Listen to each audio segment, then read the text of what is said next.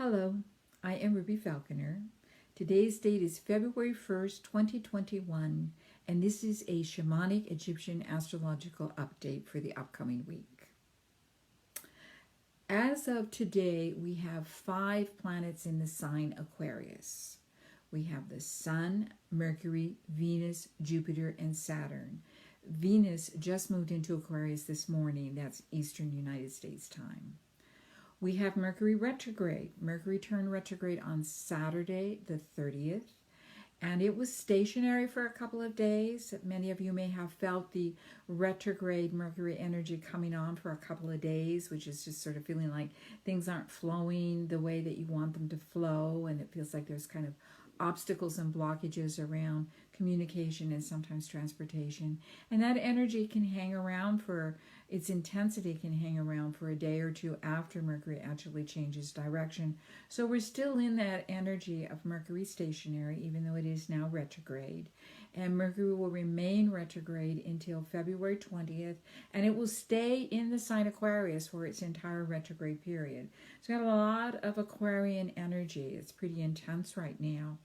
And as these planets have moved into the sign Aquarius, they've been moving into a square relationship to Uranus and Mars, who are both in the earth sign Taurus. Aquarius is an air sign. And a square is a challenging relationship. It's where the energies involved block each other in some way. So as these energies, particularly these inner planets, Sun, Mercury, and Venus, have moved into Aquarius, they've been in a conjunction to Jupiter, first Saturn, and then a conjunction to Jupiter, and then they've also been squaring Uranus and squaring Mars. So there's a lot of that sense of a blocked energy, that intensity of those two energies happening, and that's been going on since the beginning of the year.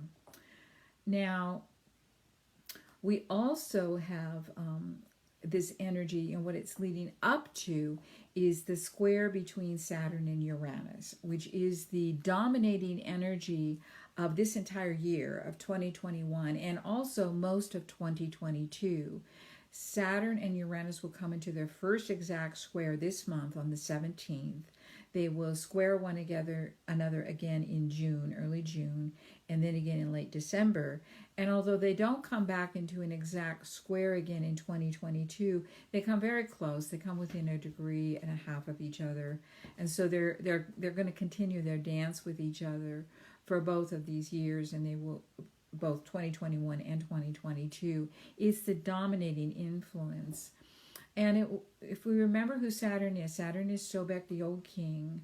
Uranus is Wajet, the Kundalini queen. And, these two have a long-standing relationship with one another. Saturn, for many eons, was said to rule the sign Aquarius, to rule the planet Uranus.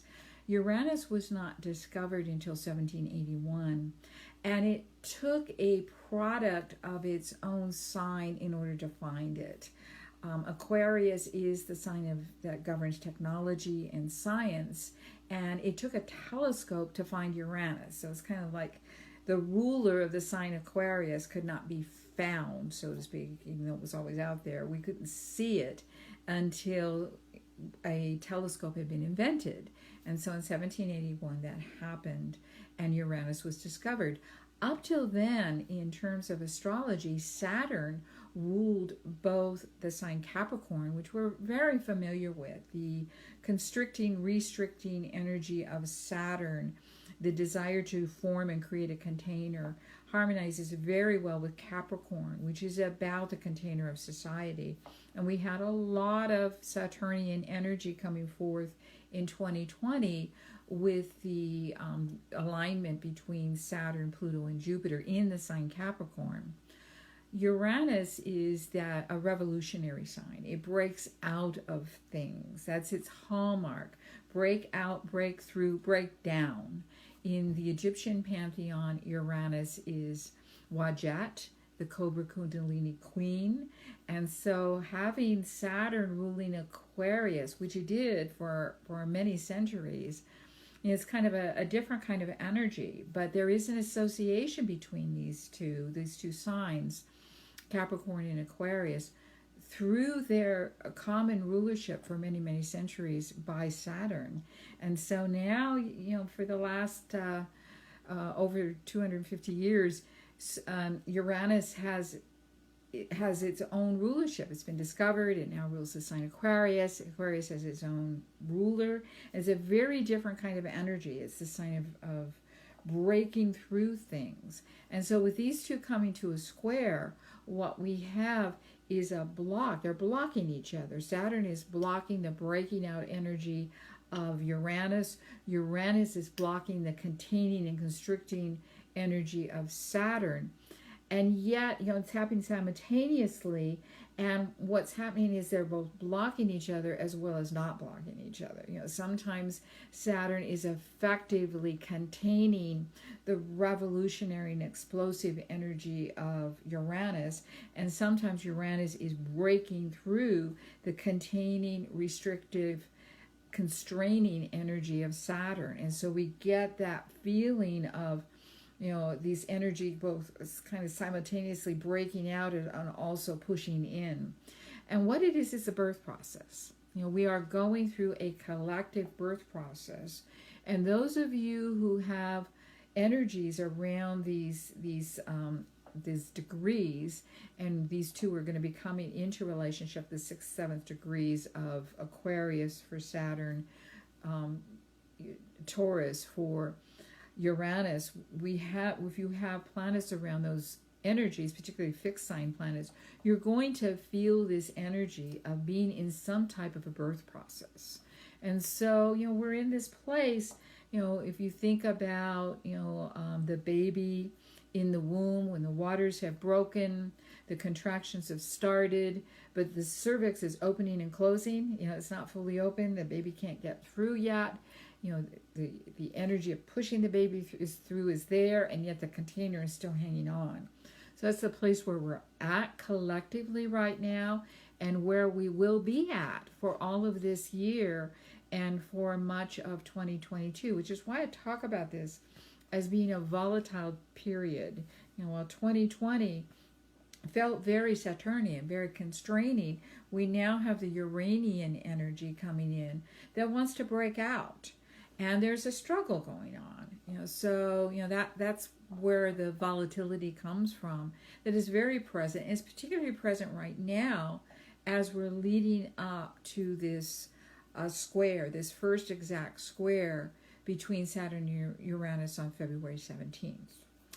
So, as I'm saying this, I'm sure all of you are thinking about things that might be going on in your own lives that have that hallmark of volatility and that hallmark of feeling like you're kind of caught in the middle of some big process of, being on the one hand expelled out, but on the other hand not being able to move the way that you want to move. Both wanting to break out, and yet there are also being simultaneously limitations and restrictions that aren't letting you through. And it feels in some ways dangerous. It can, for many of us, feel very frightening. If you think about the fetus that's in the womb when this process is going on, this is a traumatic place to be, and it's dangerous. The reason cesarean section was invented was because there have been times in the birth process when the new life force, which is the Uranian life force, that's Wajat, couldn't break through the restrictions and the limitations of Saturn, the container, which is Sobek. And so cesarean section was invented in order to save babies' lives and to save mothers' lives, because birth was a dangerous process and it didn't always move through to completion. Another metaphor that I often use is the chick pecking through the egg. And if the chick doesn't have enough life force to peck through that egg, it can't get itself born. And so that's the place where we're at. And some of you may be feeling that energy of wanting to break through, and yet the restriction, the constraining is still there. And it kind of feels like a battle. That's what squares are like. It's a kind of a struggle. And so as these inner planets, as Sun, Mercury, and Venus, have been moving into Aquarius, they keep moving into a relationship with Uranus and also Mars. That's what intensifies things, is Mars, Set, the warrior king, is right there involved with it. Mars is moving on. Mars is moving through Taurus. It's going to be moving on. But right now, as we're approaching this Saturn-Uranus square, Mars is still very much a player in this. And while it's not in a close conjunction anymore to Uranus, it has moved on. It's on the 12th degrees of Taurus right now, and it's going to keep moving. It's still involved in this process, particularly through the 17th. So it's just where we are right now is in that feeling of both that simultaneous constriction and the desire to break out, feeling that simultaneously. And it is creating stress and strain in our society. And I think that's typical in any kind of birth process, where there's a feeling that if we can't move forward and have that birth happen, things are going to die. The baby's going to die, the new life isn't going to happen. So, all kinds of things that can come out of that are connected to fear, desperation, anger, intensity, all sorts of things. And we certainly have that wide array of things going on. And it's important for all of us to think about what this birth process is about, what it means on a collective level, as well as what it means for each of you personally. Certainly a process that I've been going through. I've been kind of looking at my own work, and my work it was pointed out to me this morning that these weekly videos, I started doing them when the pandemic really set in last year. I think it was March was probably the first one that I did in 2020, and I've been doing them every week ever since. And my work has been geared very much to supporting people as they move through the Great Shift Alignment. And the energies that we're in right now are very different. And again, it's going to be here for a while. So I'm aware that my own work as an astrologer, my personal life, is going through a process of transformation and change, which is what this birth process is about. Birth is always a death. We're leaving behind a certain way of being. The baby is leaving behind the womb, the chick is leaving behind the egg, whatever it might be. We're moving away from the safety, the security of that. And safety and security is also Saturn, also Sobek. The old king, he may not allow things to change, but he does keep the familiar. And sometimes that familiar can feel very safe, even if it's not allowing new life and new growth to happen. That's why we need the Uranian energy to come in, and we have to go through this death to the old way, birth of the new way process in order for new life to come in. And one of the things that I was saying a lot last year during 2020 is I talked a lot about the dismantling of the structure of society as we knew it. And that was something that absolutely needed to happen. And I know a lot of you agreed with me. Things simply were not working as they were. We needed a dismantling of the structure. And part of my objective last year was, first of all, to let y'all know that you're not crazy. From an astrological perspective, this is all there. This is all in place. And, I don't know what the outcome's going to be. I don't know what the mechanism specifically is going to be. I didn't know that it was going to be a virus that was going to set all of these wheels in motion last year, a pandemic. But it certainly has done a very effective job of dismantling our normal. And my second objective was also to sort of remind people that we weren't going to be going back to normal. And normal was gone. We were going to have to create a new normal. And part of the volatility that we're entering into and we're in now has become very clear is there's a huge chasm in our society, in our world. And this chasm, if anything, is getting wider. It's not as obvious right now because it's gone underground. But, Uranus also rules earthquakes and volcanic eruptions, things erupting from under the surface into up above the surface. And within ourselves, the Uranian energy, the Wad energy, can be like a Kundalini awakening. It can be an uprush of energy through our bodies that allows us to awaken to new possibilities within ourselves that we didn't know were there before. So definitely, again, break out, break through break down. That's the Uranian Wadjet energy, and it can manifest in different ways, but it's very powerful and very strong right now and will be strong all this year. So we've got this volatility that we've got to deal with, and we have this chasm that has occurred where we have differing agreements about what we want to create as our new normal. So what I want to offer today as a journey is an opportunity for each of you to begin visioning what you want to create in your world. What do you want your new normal to look like? What do you want your new world to look like? What do you want for yourself?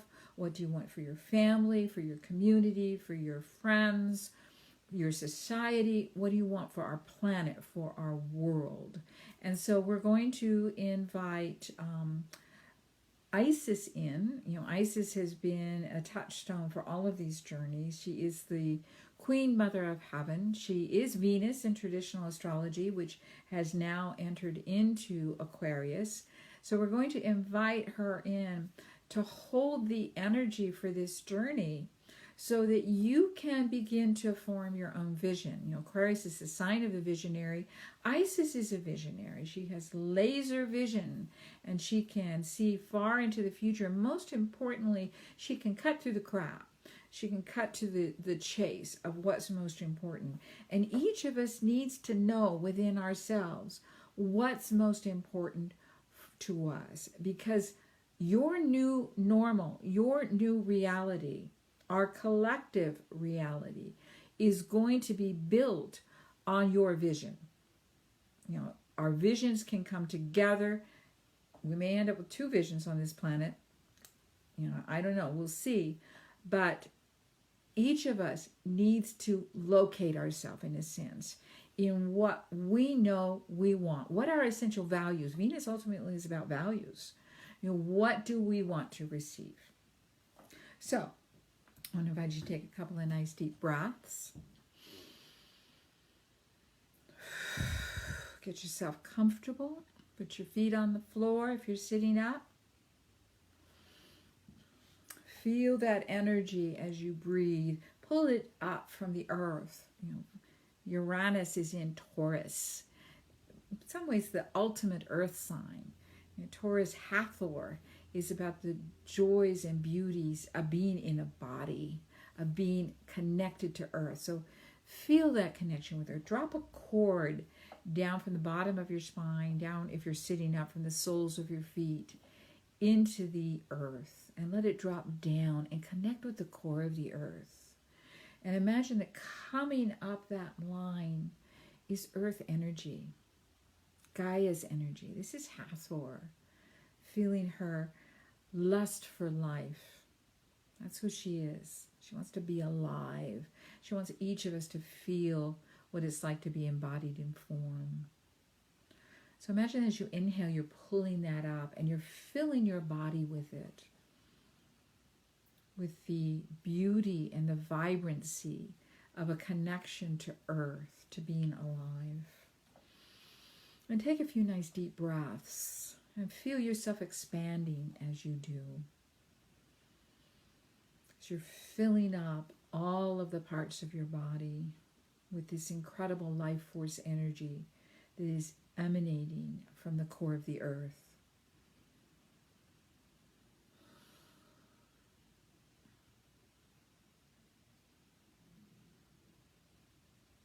And I invite you now to imagine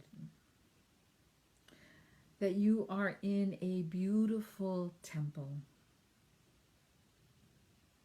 This is a temple of Isis. It may be one of the many beautiful temples of Isis that are scattered across the earth in Greece, in Italy, in Egypt. The temple of Isis at Elephantine Island in Egypt is an incredibly beautiful place. It may be somewhere else, Isis shows up everywhere. She is the Queen Mother. It may be a place it may be a new place, but wherever it is, It is beautiful. And you sense in it when you are there. You sense the energy of the Queen Mother, Isis, Venus in her Roman form, Aphrodite in her Greek form,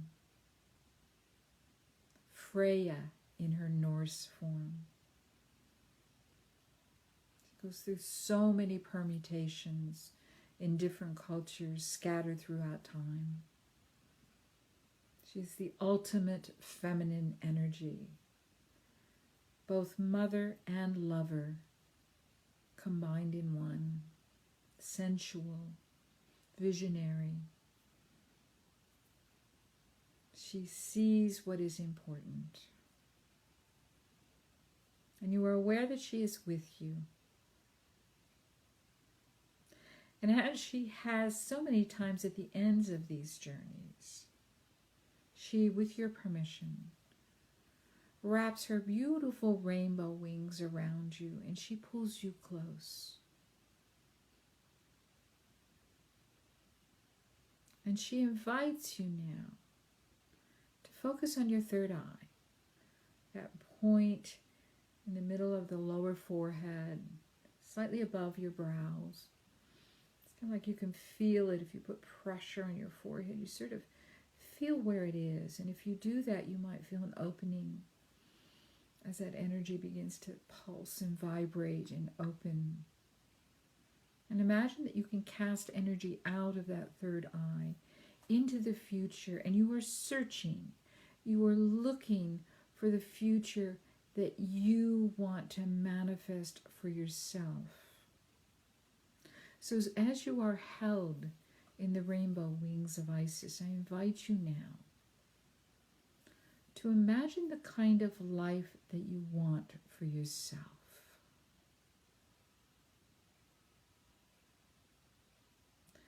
More than the material things, how do you want this life to feel? What do you want to be part of your life? Do you want love? Do you want peace? Do you want hope? What other qualities might you want? I'm going to be quiet here for a couple of minutes and let you explore. What do you want? What do you want to receive? What do you want to have in your life? What do you value? Cast your energy forward into the future and focus on what you want to pull into your life now. What new reality do you want to create for yourself? Nice deep breath. Travel now with Isis, held in her loving arms.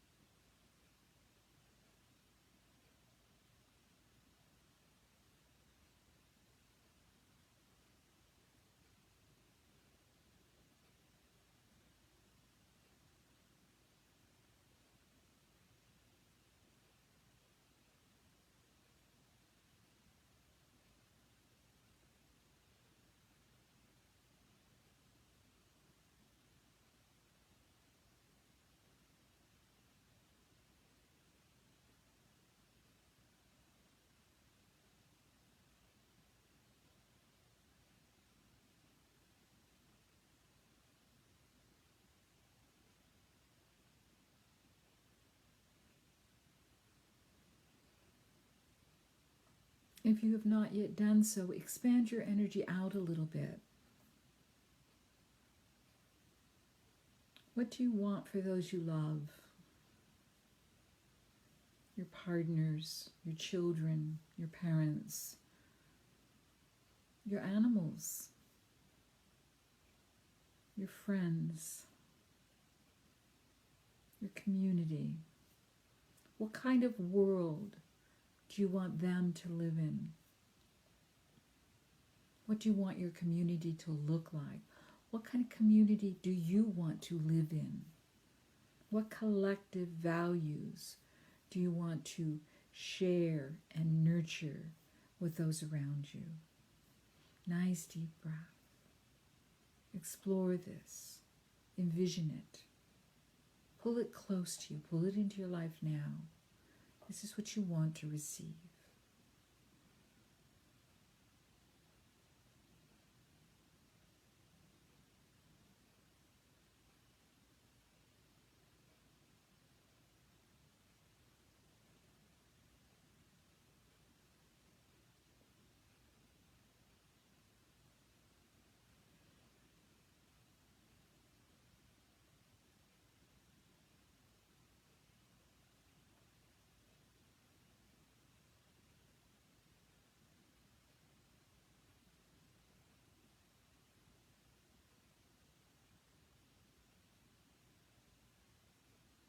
And expand out further now.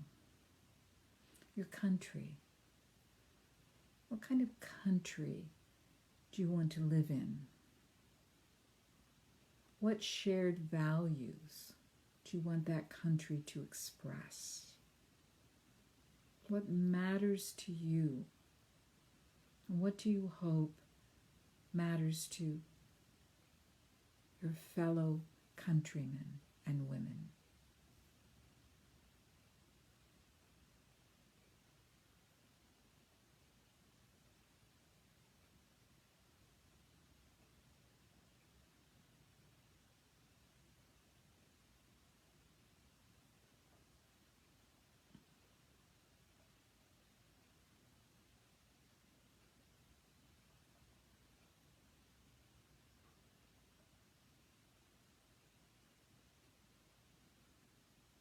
And now take that energy and expand it all the way out to our entire planet. What kind of planet do you want to live on? What shared values do you want for that planet? What do you want to receive? What do you wish for yourself as an earthling and for every other earthling on our planet? What kind of world do you want to live in?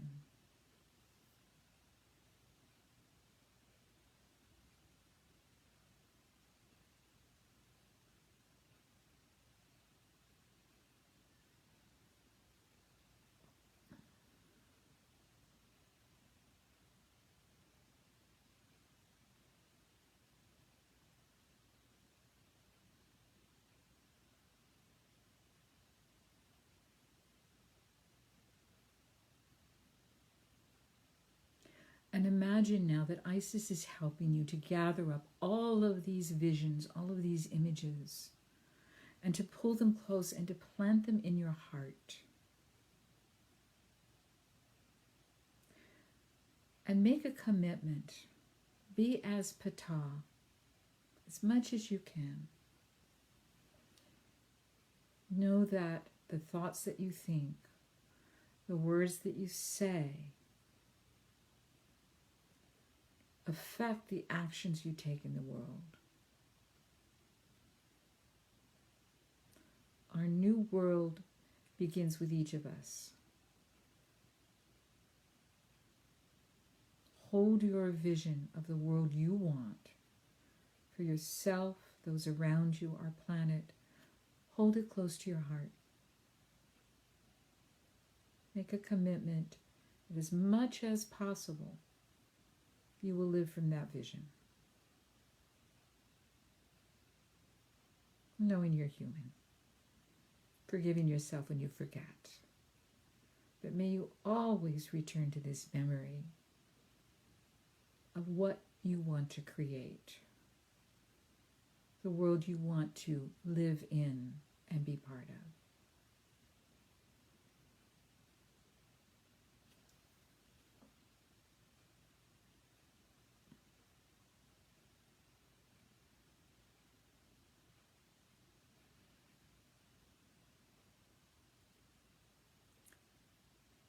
So give thanks to Isis.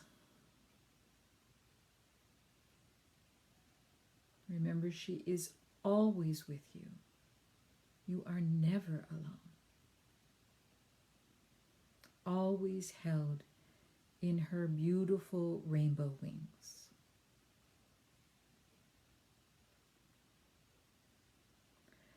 Take a nice deep breath.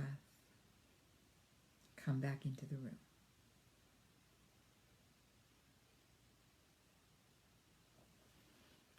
Thank you. We will talk again.